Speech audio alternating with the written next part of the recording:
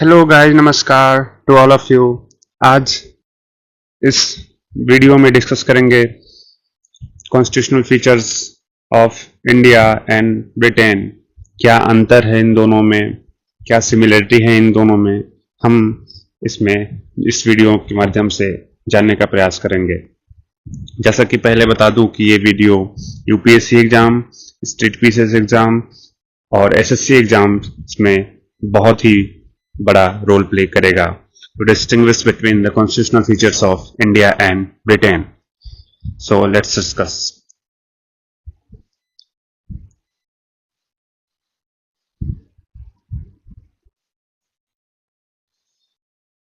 तीन कॉलम है फीचर्स एक में, एक British constitution, Indian constitution. First, types of constitution. किस टाइप का कॉन्स्टिट्यूशन है? तो ब्रिटिश कॉन्स्टिट्यूशन जो है वो अनरिटेन है, इंडियन कॉन्स्टिट्यूशन रिटेन है।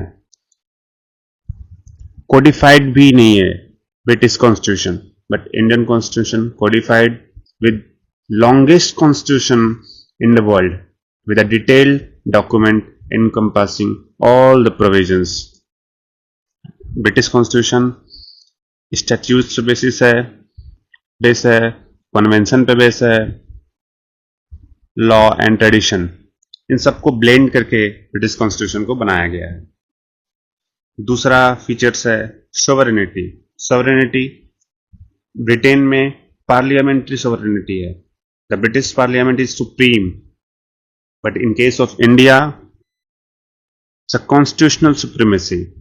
The constitution is supreme here. India में संविधान ही सबसे बड़ा है। There is no concept of judicial review in Britain, but here we have a judicial review system in our judiciary, which always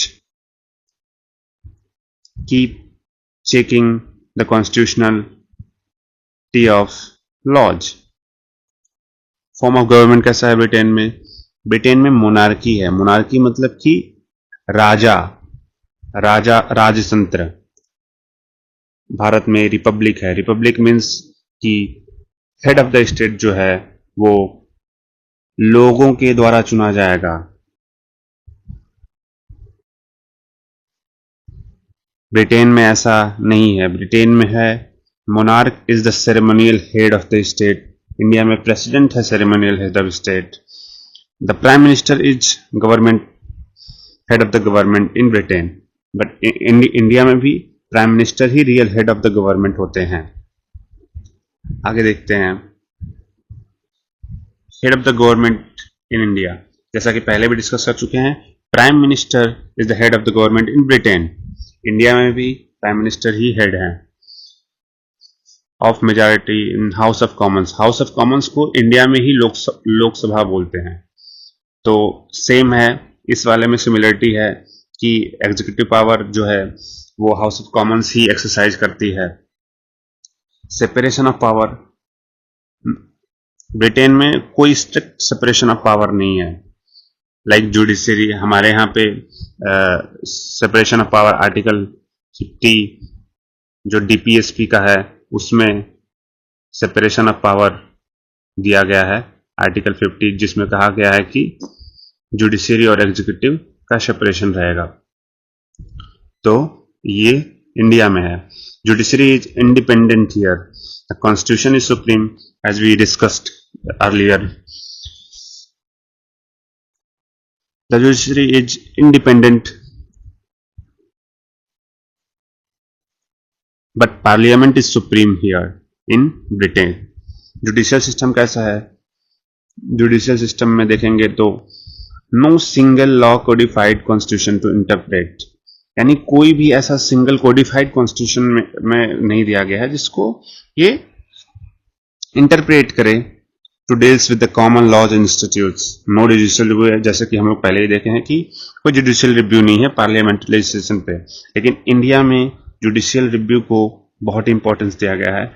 article 13 से 13 में भी, article 14 में भी जब देखते हैं कि जुडिशियल रिव्यू यानी जुडिशियरी खुद से कॉन्स्टिट्यूशनलिटी को चेक करती है, जो संसद के द्वारा, जो पार्लियामेंट के द्वारा लेजिस्लेशन बनाए जाते हैं उनकी कॉन्स्टिट्यूशनलिटी को चेक करती है। फंडामेंटल राइट्स देखते हैं, नो फॉर्मल डॉक्यूमेंट्स गारंटी अंदर फंडामेंटल राइट्स। यहाँ पे कोई फंडामेंटल राइट्स के लिए फंडामेंटल राइट्स है वहां पे, लेकिन कोई फॉर्मल डॉक्यूमेंट्स नहीं है। But in case of India fundamental rights है भाग 3 में, पार्ट 3 में, जो आर्टिकल 12 टू 35 तक है, जिसमें हम 6 राइट्स देखते हैं जो जस्टिसिएबल है। जस्टिसिएबल मतलब कि आप सुप्रीम कोर्ट, हाई कोर्ट में जाकर उस अपने राइट्स को, अपने फंडामेंटल राइट्स को इन्फोर्स करवा सकते हैं। अमेंडमेंट प्रोसेस देखते हैं, फंडामेंटल राइट प्रोसेस जैसा कि हो ही गया है। अमेंडमेंट प्रोसेस कैसा है वहां पे? फ्लेक्सिबल है। ब्रिटेन में parliament can make amend law with a simple majority and no formal amendment process is required. But in case of India, the Indian Constitution provides a formal amendment process under Article 368. जैसा कि जानते हैं कि article 368 जो है वो amendment process को amend के लिए वो है। इसमें 3 टाइप के हैं, एक तो सिंपल मेजॉरिटी से हो जाता है, एक में स्पेशल मेजॉरिटी लगती है, फिर एक और है जो स्पेशल मेजॉरिटी विद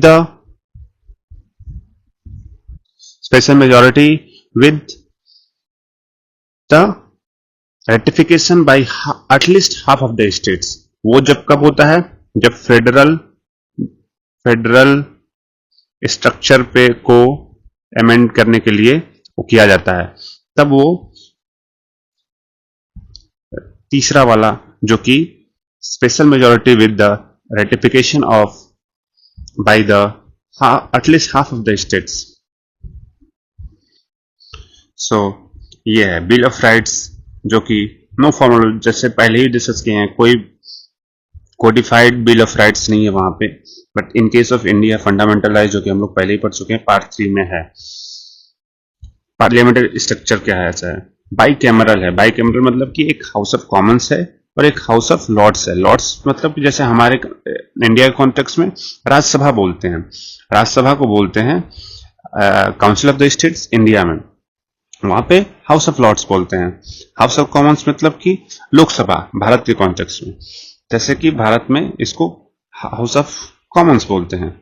ये है इलेक्शन ऑफ एग्जीक्यूटिव जो पॉलिसीज को एग्जीक्यूट करने के लिए जो बॉडी होती है, काउंसिल ऑफ मिनिस्टर्स इसको बोलते हैं। वो इलेक्शन कैसे होता है? The prime minister is the leader of the house majority in the house of Commons and is not directly elected by the public. Same वहां प्राइम मिनिस्टर इलेक्ट होते हैं, डायरेक्टली इलेक्ट नहीं होते हैं, हाउस ऑफ कॉमन्स के द्वारा होते हैं। इंडिया केस में the prime minister is the leader of majority party in the Lok Sabha, indirectly elected by the people through general election.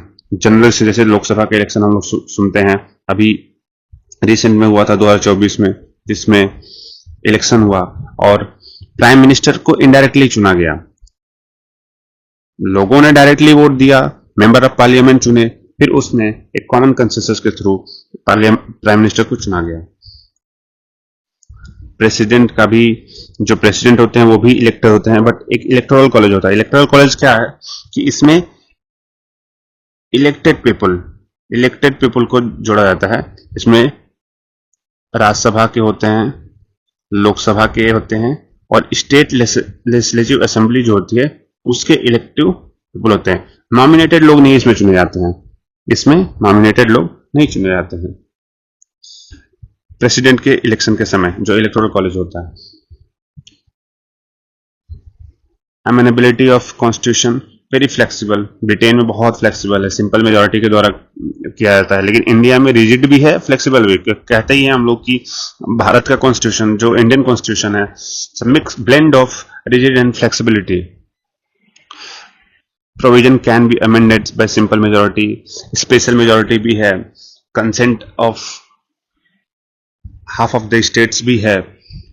Secularism के बारे में देखते हैं तो the UK has an established church, the church of England, and the monarch is the supreme governor of the church.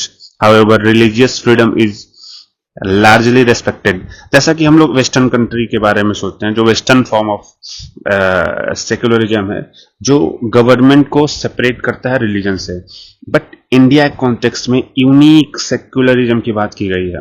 India is a secular state with no official religion. The state treats all religion equally and guarantees the rights to religious freedom। जैसे 25 से 28 जो article है उसमें religious freedom को दिया गया है भारत में, क्योंकि भारत सभी धर्मों का को इक्वली रेस्पेक्ट करता है।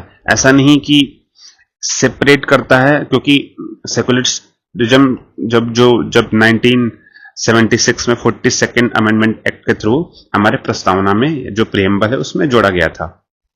42nd अमेंडमेंट CAA जो है कॉन्स्टिट्यूशनल अमेंडमेंट एक्ट 1976 के थ्रू ये सेकुलर को जोड़ा गया था, सेकुलर टर्म को।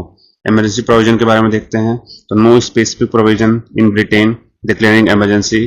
पार्लियामेंट कैन पास लॉ और act needed during the crisis, जब क्राइसिस होती है। बट इंडिया केस में अलग है।